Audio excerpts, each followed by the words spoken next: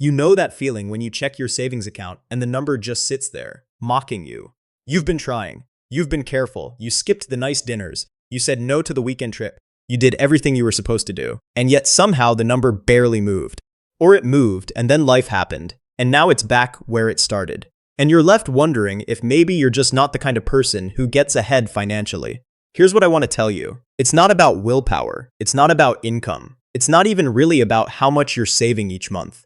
There is a specific rule, one number, that completely changes the mechanics of how money works for you. And once you understand it, you will never look at your savings the same way again.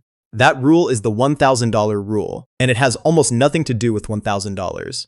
My name is Nick, and I spend way too much time thinking about money, financial psychology, and why some people seem to effortlessly cross into wealth-building territory, while others stay stuck in the same loop for years. If you want to understand the real mechanics behind why some people's money works for them and other people's money just disappears, make sure to hit that subscribe button and give this video a thumbs up if it ends up changing how you think about your finances. Now, before we get into the rule itself, I need to destroy a belief that is quietly keeping millions of people financially stuck. And that belief is this: that building wealth is primarily an income problem. Most people think the reason they're not getting ahead is because they don't make enough money. If they just got the raise, landed the better job, picked up the side hustle, then everything would finally click into place. And look, I'm not going to tell you income doesn't matter. Of course it matters. But here's what the research actually shows. Studies on household finances consistently find that income level has surprisingly little correlation with actual wealth accumulation once you control for basic cost of living.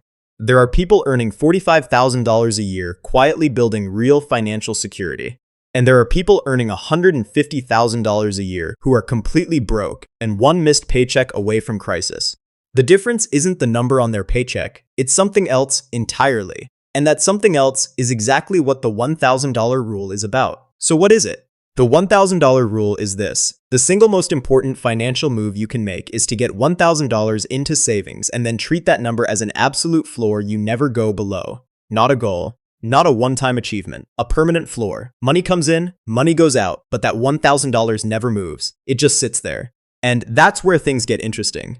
Because what sounds like a simple savings tip is actually a complete rewiring of how your brain processes every financial decision you make from that point forward. Here's why the floor matters more than the number. When most people think about saving money, they think about accumulation. Stack money up, watch the number grow, feel good, and that's fine. But what the $1,000 floor does is something different. It shifts you from a scarcity mindset to what psychologists call a sufficiency mindset. And that shift changes everything about how you make decisions. Think about what your brain is doing right now when you're living without that floor. Every unexpected expense is a crisis. Your car needs a repair, your laptop dies, you get hit with a medical bill. Each of these things doesn't just cost money, it costs you mental bandwidth, sleep, and decision-making capacity. When you're in that mode, your brain is running on what researchers call a cognitive scarcity tax. You're spending mental energy managing financial anxiety instead of making good financial decisions. There's a landmark study out of Harvard and Princeton that measured the cognitive impact of financial stress. What they found was stunning. People experiencing financial scarcity showed a reduction in cognitive capacity equivalent to losing 13 IQ points. That's not a small effect. That's the difference between being sharp and being foggy. And it happens not because these people are less intelligent, but because their mental resources are consumed by the constant low-level hum of financial uncertainty. The $1,000 floor doesn't eliminate financial stress, but it crosses a threshold where your brain stops being in full crisis mode for most of the small financial surprises that life throws at you.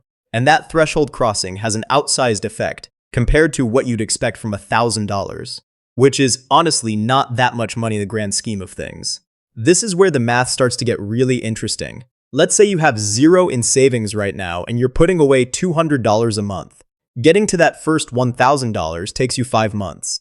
5 months of discipline, 5 months of saying no to things, 5 months of watching a number slowly tick upward while it still feels like it doesn't matter. And here's the brutal truth. For most of those 5 months, it genuinely doesn't feel like anything is changing.